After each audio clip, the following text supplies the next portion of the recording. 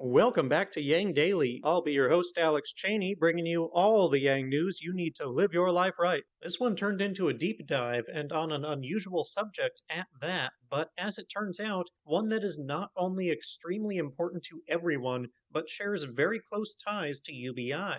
Let's get to it. Quick shout out to our Tier 3 patrons, Shay Meehan and Nathan Stankowski, as well as all our other patrons. You keep us all informed and engaged. If any of you out there want to join these advocates of humanity first and independent journalism, head on over to patreon.com/YangDaily. It would only take a couple of bucks a month from each listener to keep this podcast and community going and growing into the future. Now on to the news. Courtesy of a shout out from Yang, today's big story, a potentially significant solution to a huge problem. Tech billionaires, no, not Yang, are extending their influence into another field, science. Specifically, how science is funded. For the better part of a century, the lion's share of U.S. funding for scientific research has relied on centralized government agencies, particularly the National Institute of Health and the National Science Foundation. While public investment in science is fantastic, these agencies, as with most government programs,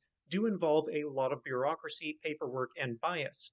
Voters and lobbyists are picky about how their money is spent. They want assurances it isn't being wasted, which, ironically, leads to a lot of waste, and they want to know they're getting results, which ironically can limit effectiveness. Very reminiscent of the counterproductive nature of conditions and targeting in welfare. For example, the average researcher today spends 10 to 40% of their time not researching, but writing complex grant proposals to get their projects funded. That is a lot of unproductive time spent begging for money and having their incentives distorted by it, very much like our representatives spending half their time calling donors. It doesn't just waste time, it biases scientists toward research that will appeal to peer review boards, which tends to be straightforward research with blindingly obvious purpose, not the sort that most often leads to groundbreaking discoveries. Again, like UBI, how many life-changing discoveries are being lost to coercive profit incentives? A number of billionaire philanthropists have launched projects of their own that are supposedly designed to mitigate these issues.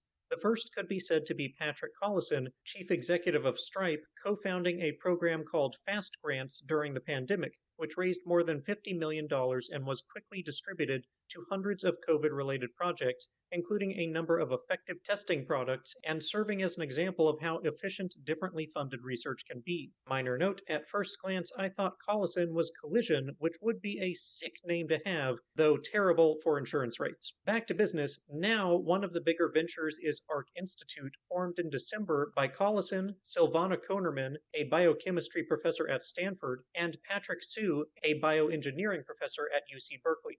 Funded by more than $500 million from investors, including Collison and the Ethereum billionaire Vitalik Buterin, ARC will give up to 15 scientists plus research assistants 8 years of unconditional funding to study complex diseases.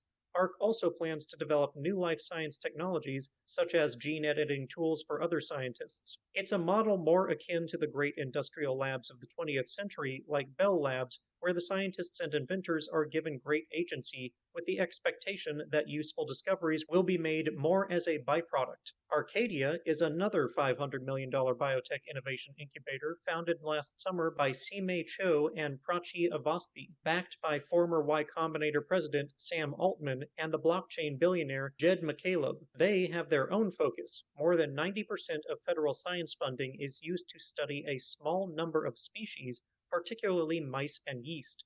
Needless to say, this leaves out a lot, and again, discoveries are often made where you least expect them. The potentially world-changing gene editing discovery of CRISPR was discovered while studying unusual bacteria. The capability that ticks have developed to dull our sensory perception with their bite is an unexplored treasure trove for medical tech, eventually even VR, and who knows what else. The list could go on forever. Exploring these understudied species will be Arcadia's focus. Another peculiarity is that Arcadia plans to publish all their research freely to the public rather than through paywalled journals and without peer review, part of a movement known as open science. That part will be controversial for sure.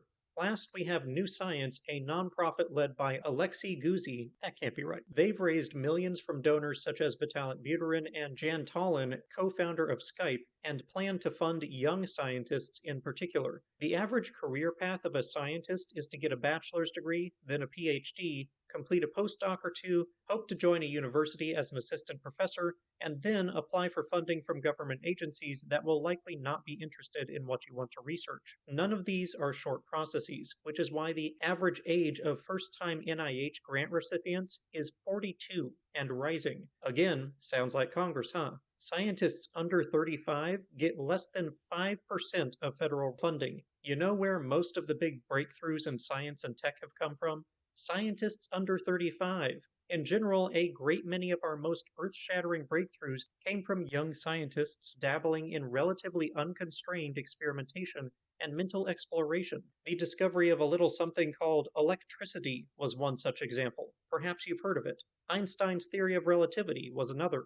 The mathematics of calculus, a third. It goes on and on. In other words, the type of research that is most important happens to be the type that is least funded. That needs to change, and we need more than these philanthropists working on it. Just as the conditions around welfare limit its effectiveness and efficiency, just as conditions around survival income pervert economic incentives to the detriment of innovation, productivity, and health, the same is happening in science, with conditions on research funding. One might almost think there is an overarching lesson to be learned about the counterproductive nature of placing conditions on funding. Could it be that the most efficient solution is to give everyone basic resources and let them use it freely to pursue their individual curiosities and interests, accepting that some failures are to be expected and part of progress, and that the successes will far outweigh the duds on the whole? Nah, that's crazy talk. Anyway, this Sunday, January 23rd, is officially Ranked Choice Voting Day. It's because the digits are 1, 2, 3, get it? It's a good time to spread awareness of how RCV works, which is needed as evidenced by the comments on the National Review article I've linked, where 2 of the 3 were misconceptions. One confusing voting methods with primaries and generals, and the other thinking it gives people more than one vote. If you're not sure how to explain RCV to people, tell them it's just automated runoff voting. You rank the candidates, and every round, the candidate with the least votes is eliminated, ending when someone gets over 50% of the votes. That's it. If we had an ideal voting system, every 2 candidates would face off against each other to get the most accurate read of voter preferences. We don't do that, among other reasons, because it would make for an enormous ballot. But RCV gets us closer to that with a single election, and it means that voters can honestly express their preferences rather than feeling that their vote is wasted on anyone who is not expected to win. Anyway, Fair Vote has an event going on that day that you can sign up for below. I don't know what exactly the event is, as the registration link doesn't provide any information, nor does Forward's tweet, but the article says it's an RCV celebration with celebrities and movement leaders to welcome all supporters, volunteers, and donors, and you can also find that link below. Also, January 23rd is a meeting for Forward's graphic designers, photographers, and animators, link below. And finally, Yang will be joining bipartisan discussion group Bridge USA on February 3rd for a talk about the current state of politics and bipartisan collaboration, a link below. And that'll do it for today's Yang Daily. Bookmark and share the scientific funding thread and RCV Day. Flood Congress with calls, tweets, faxes, and letters using the easy volunteer contacts below. If you need help, consult the Income Movement Aid Database, the Mission Asset Fund, or United Way. And don't forget to Yang Daily.